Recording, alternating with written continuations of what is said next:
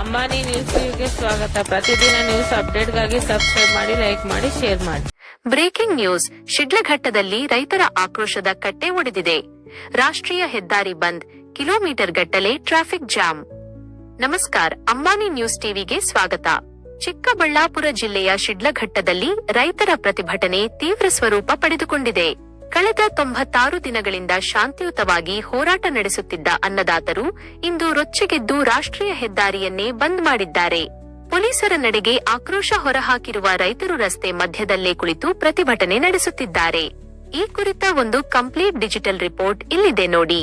ಇದು ಚಿಕ್ಕಬಳ್ಳಾಪುರ ಜಿಲ್ಲೆಯ ಶಿಡ್ಲಘಟ್ಟ ತಾಲ್ಲೂಕಿನ ಜಂಗಮಕೋಟೆ ಹೋಬಳಿಯಲ್ಲಿ ಸೃಷ್ಟಿಯಾಗಿರುವ ಹೈಡ್ರಾಮಾ. ರಸ್ತೆ ತುಂಬೆಲ್ಲ ವಾಹನಗಳ ಸಾಲು, ಕಿಲೋಮೀಟರ್ ಗಟ್ಟಲೆ ಸ್ತಬ್ಧವಾಗಿರೋ ಟ್ರಾಫಿಕ್. ಮತ್ತೊಂದೆಡೆ ಸರ್ಕಾರದ ವಿರುದ್ಧ ಆಕ್ರೋಶದ ಮುಗಿಲು ಮುಟ್ಟಿರುವ ಅನ್ನದಾತರ ಘೋಷಣೆಗಳು. ಹೌದು, ಶಿಡ್ಲಘಟ್ಟದಲ್ಲಿ ಇಂದು ರೈತರ ಆಕ್ರೋಶದ ಕಟ್ಟೆ ಒಡೆದಿದೆ. ಅಷ್ಟಕ್ಕೂ ರೈತರು ಹೀಗೆ ರಸ್ತೆಗಿಳಿದು ಆಕ್ರೋಶ ಹೊರಹಾಕುತ್ತಿರುವುದಕ್ಕೆ ಪ್ರಮುಖ ಕಾರಣ ಪೊಲೀಸರ ನಡೆ. ಜಂಗಮಕೋಟೆ ಹೋಬಳಿಯಲ್ಲಿ ಕೆಐಡಿಬಿ ಕೈಗೊಳ್ಳಲು ಉದ್ದೇಶಿಸಿರುವ ಭೂ ಸ್ವಾಧೀನ ಪ್ರಕ್ರಿಯೆಯನ್ನು ಕೈಬಿಡಬೇಕೆಂದು ಆಗ್ರಹಿಸಿ ರೈತರು ಕಳೆದ 96 ದಿನಗಳಿಂದ ಜಿಲ್ಲಾಧಿಕಾರಿಗಳ ಕಚೇರಿ ಮುಂಭಾಗ ನಿರಂತರ ಪ್ರತಿಭಟನೆ ನಡೆಸುತ್ತಿದ್ದರು.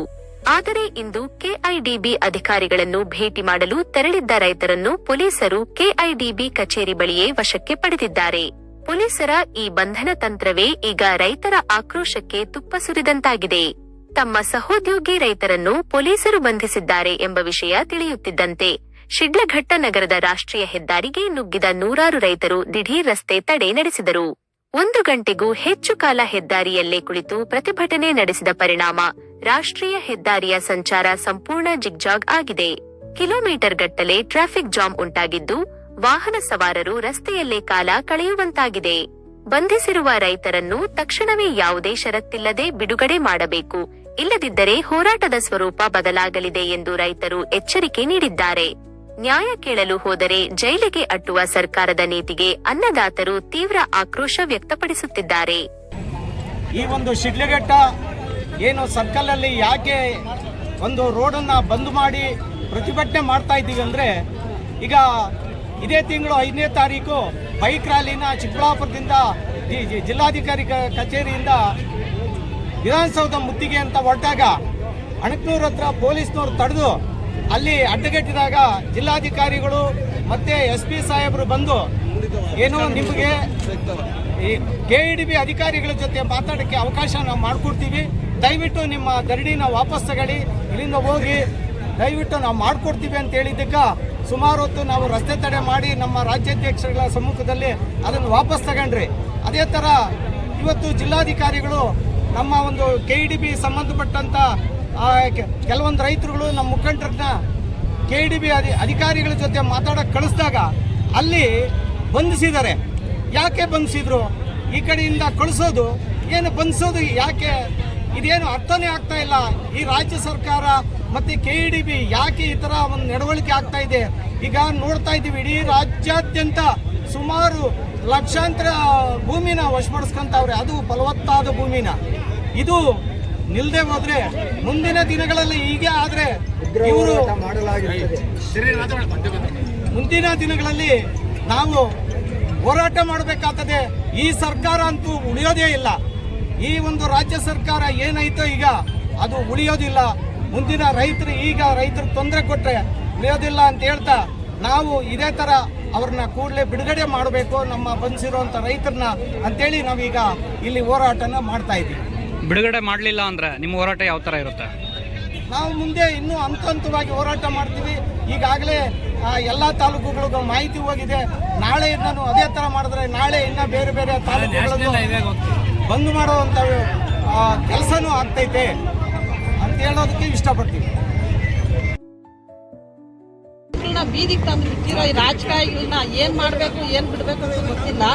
ಆದ್ರೂ ಈ ರಾಜಕಾರಣಿಗಳ ಮನೆಗಳಾಗ ನ್ಯಾಯಾಧೀಶ ಏನ್ ಮಾಡ್ತಾರ ಅನ್ನೋದು ಅರ್ಥ ಆಗ್ತಾ ಇಲ್ಲ. ದಯವಿಟ್ಟು ರೈತರ ಕಷ್ಟ ಸುಖ ಅರ್ಥ ಮಾಡ್ಕೊಳ್ಳಿ. ಇವತ್ತು ಮಾತಾಡ್ತೀರಿ ಅಂದ್ಬಿಟ್ಟು ಕೆಇಬಿಡಿ ಆಫೀಸ್ ಕಳ್ಸಿಬಿಟ್ಟು ನಮ್ಮ ಇವ್ರನ್ನ ಅರೆಸ್ಟ್ ಮಾಡಿರಲ್ಲ, ಅವನ್ ಬಿಡುಗಡೆ ಮಾಡೋವರೆಗೂ ನಾವಿಲ್ಲಂತೂ ಕಟ್ಕದ್ಲಲ್ಲ. ರಾತ್ರಿ ಆಗ್ಬೋದು, ನಾಳೆ ಆಗ್ಲಾಗ್ಬೋದು, ಯಾವ್ದನ್ನ ಆಗ್ಬೋದು, ನಾವಂತೂ ದಿಗಿಲ್ ಬೀಳಲ್ಲ. ರಾಜಕೀಯ ವ್ಯಕ್ತಿಗಳೇ ಇಲ್ಲಿ ಬರ್ಬೇಕು, ಬಂದು ನಾವು ನ್ಯಾಯ ಕೊಡ್ಬೇಕು.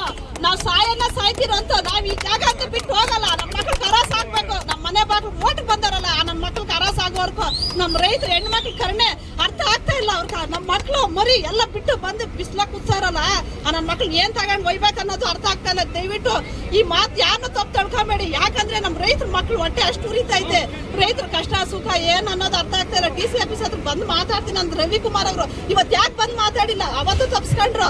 ಇವತ್ತು KBD ಆಫೀಸ್ ಕರೆಸ್ಬಿಟ್ಟು ನಮ್ಮ DC ಆಗ್ಲಿ ಯಾರೇ ಆಗ್ಲಿ ಯಾಕೆ ಇವತ್ತು ನಮ್ಮ ರೈತರಿಗೆ ಇದು ಮಾಡ್ತಾರೆ? ದಯವಿಟ್ಟು ಅವ್ನ ಬಿಡುಗಡೆ ಮಾಡಿ ನಾವಿಲ್ಲಿ ಜಾಗ ಬಿಡ್ತೀರಿ, ಇಲ್ಲಾಂದ್ರೆ ಇಲ್ಲೇ ಸಾಯ್ತೀರಿ, ಇಲ್ಲೇ ಬದುಕ್ತೀರಿ. ಇದಂತೂ ರೈತರು ಡಿಸಿಷನ್ ತಗೊಂಡ್ಬಿಟ್ಟಿದ್ರೆ ಇದಂತೂ ನಾವು ಬಿಡಲ್ಲ. ಇದಿಷ್ಟು ಮಾತ್ರ ಅಂತ ಹೇಳ್ಕೊತೀವಿ. ನಾವು DC ಕಚೇರಿ ಮುಂದೆ 96 ದಿನಗಳಿಂದ ಅಲ್ಲಿ ಅಹೋರಾತ್ರಿ ಧರಣಿಯನ್ನ ಹಮ್ಮಿಕೊಂಡಿದ್ದೇವೆ. ರೈತರ ಈ ಹೋರಾಟಕ್ಕೆ ಯಾರ ಬೆಂಬಲ ಕೂಡ ಸಿಕ್ಕಿಲ್ಲ. ಯಾಕಂದ್ರೆ ರೈತರಂದ್ರೆ ಅಷ್ಟು ತಾಸ್ಕಾರ ಆಗೋಗ್ಬಿಟ್ಟಿದೆ ನಮ್ಮ ರಾಜಕೀಯ ವ್ಯಕ್ತಿಗಳಿಗೆ. ಅವ್ರಿಗೆ ಓಟ್ ಹಾಕಿ ಗೆಲ್ಸಿದ್ವಲ್ಲ ನಾವು, ಅದು ಮಾಡಿದ್ ನಮ್ ತಪ್ಪು. ಯೋಗ್ಯವಾದ ವ್ಯಕ್ತಿನ ನಾವು ಆರಿಸಿಲ್ಲ. ನಮ್ಮ ಶಾಸಕರನ್ನ, ನಮ್ಮ ತಾಲೂಕಿನ ಶಾಸಕರು ರೈತರ ಮಗನಾಗಿದ್ರು ಸಹ ಅವನು ಇವತ್ತಿಗೂ ನಮ್ಮ ರೈತರ ಕಷ್ಟ ಏನು ಅಂತ ಕೂಡ ಕೇಳಕ್ ಬಂದಿಲ್ಲ. ನನಗೆ KEDB ತರಕ್ಕೂ ಶಕ್ತಿ ಇಲ್ಲ, ಹೋಗಕ್ ಬಿಡಕ್ಕೂ ಶಕ್ತಿ ಇಲ್ಲ ಅಂತ ಹೇಳ್ತಾರಲ್ಲ ಅವರು ಮೀಡಿಯಾಗಳಲ್ಲಿ. ಶಕ್ತಿ ಇದ್ಮೇಲೆ ಯಾಕ್ರೆ ಇದ್ದೀರಾ ನೀವು? ಯಾಕೆ ನೀವು ನಮ್ಮ ತಾಲೂಕಲ್ಲಿ ಶಾಸಕರಾಗಿ ನಿಂತ್ಕೊಂಡಿದ್ರಿ? ಯಾಕೆ ನಿಂತ್ಕೊಂಡಿದ್ರ? ರಾಜೀನಾಮೆ ಕೊಟ್ಟು ನೀವು ಸಾಮಾನ್ಯ ರೈತರ ಹತ್ರ ಬಂದ್ರೆ ನಮ್ ಜೊತೆ. ಶಕ್ತಿ ಇಲ್ಲದ್ಮೇಲೆ ನೀವ್ ಯಾಕೆ ನಡೆಸ್ತೀರಾ ನೀವು? ನಮ್ ಇದ್ರೆ ಎಲ್ಲ ಅಂತ ಹೇಳ್ತಾರಲ್ಲ ರವಿ ಅವರು, ಏನ್ ಮಾನ ಮರ್ಯಾದಿಲ್ಲ ಅವ್ರಕ? ರೈತರ ಅರ್ಧಾಟ ಮಾಡ್ಬೇಕಾ? ನಮ್ಮ ರೈತರ ಮುಖಂಡರನ್ನ ಇವತ್ತು KEDB ಆಫೀಸ್ಗೆ ಮಾತಾಡ್ಬೇಕು ಅಂತ ಕರೆದು ಅವರು ಗುಳ್ಳೆ ನರಿ ಬುದ್ಧಿನ ತೋರಿಸಿದಿರಲ್ಲ ನೀವು. ಯಾಕೆ ಏನ್ ದರೋಡೆ ಮಾಡಿದಾರ? ಏನಾದ್ರೂ ಪರಿಹಾರ ಮಾಡ್ಕೊಡಿ ಅಂತ ಏನಾದ್ರೂ ಒಂದು ಚೂರು ಮಾಹಿತಿ ಇಲ್ವಾ ನಿಮ್ಗೆ ಶಾಸಕರೇ? ನಿಮ್ಗೆ ನಿಮ್ ಮನುಷ್ಯತ್ವ ಅನ್ನೋದಿದ್ರೆ ನಮ್ಮ ರೈತರ ಪರವಾಗಿ ನಿಲ್ಲಿ. ನೀವು ನಮ್ಮ ರೈತರ ಮಗ ಆಗಿದ್ದೀರಾ. ಅದಕ್ಕೋಸ್ಕರ ಆದ್ರೂ ಈ ರೈತರ ಋಣ ತೀರ್ಸಕ್ಕೋಸ್ಕರ ಆದ್ರೂ ನೀವು ನಮ್ಮ ಪರ ನಿಲ್ಬೇಕು. ನಾವು ಓಟ್ ಹಾಕಿ ಗೆಲ್ಸಿದೀವಿ ನಿಮ್ಮನ್ನ, ಆದ್ರೂ ನಿಮ್ ಕೃತಜ್ಞತೆ ಇಲ್ಲ. ಯಾಕೆ ಈ ತರ ಮೌನ? ನಿಮ್ಗೆ ಏನು ನಮ್ಮ ಭೂಮಿ ಎಂತದ್ದು ಅಂತ ನಿಮ್ಗೆ ಸ್ವಲ್ಪನಾದ್ರೂ ಪರಿಜ್ಞಾನ ಇಲ್ವಾ? ನಮ್ಮ ಭೂಮಿಯಲ್ಲಿ ಯಾವ ಬೆಳೆ ಬೆಳೆಯಕ್ಕಾಗಲ್ಲ ಅನ್ನೋ ಪದನೇ ಇಲ್ಲ. ಕರ್ನಾಟಕ ರಾಜ್ಯ ರೈತ ಸಂಘಕ್ಕೆ, ಹಸಿರು ಸೇನೆಗೆ, ರೈತರ ಹೋರಾಟಕ್ಕೆ, ರೈತ ವಿರೋಧಿ ರಾಜ್ಯ ಸರ್ಕಾರಕ್ಕೆ, KEDB ಅಧಿಕಾರಿಗಳಿಗೆ ಏನೀಗಾಗಲೇ ಯಾವುದೇ ಸ್ಪಂದನೆ ಇಲ್ಲದಿದ್ರು ನಮ್ಮ ರೈತರನ್ನ ಸಭೆಗೆ ಅಂತ ಮಾತಾಡಬೇಕು ಅಂತ ಕರೆದು ಇವತ್ತು ಒಳಗೆ ನಮ್ಮನ್ನು ಮಾತಾಡೋಕೆ ಅವಕಾಶ ಮಾಡಿದೆ. ಅಲ್ಲಿ ಬಂಧನಗೊಳಗಾಗಿಸಿ ರೈತ ಮುಖಂಡರ ಮತ್ತು ರೈತರನ್ನ ಏನು ಇವತ್ತು ಈ ಪರಿಸ್ಥಿತಿ ಆಗಿದೆ, ಇದ್ರ ವಿಚಾರವನ್ನು ನಾವಿವತ್ತು ರಾಜ್ಯ ಸರ್ಕಾರನ ಖಂಡಿಸ್ತಾ ಇದ್ದೀರಿ. ಈಗಾಗಲೇ ಸರಿಸುಮಾರು 1 ಗಂಟೆಗೆ ಮೇಲ್ಪಟ್ಟು ನಾವು ಈ ವ್ಯವಸ್ಥೆಯಲ್ಲಿ ರೈತರು ಬಿಸಿಲಲ್ಲಿ ಕುಳಿತಿದ್ದೀರಿ. ಸಭೆಯಲ್ಲಿ ಏನೋ ತೀರ್ಮಾನ ಮಾಡಬೇಕು ಹೊರತು ಇದು ಬಂಧಿಸುವಂತ ಅವಶ್ಯಕತೆ ಏನಿತ್ತು.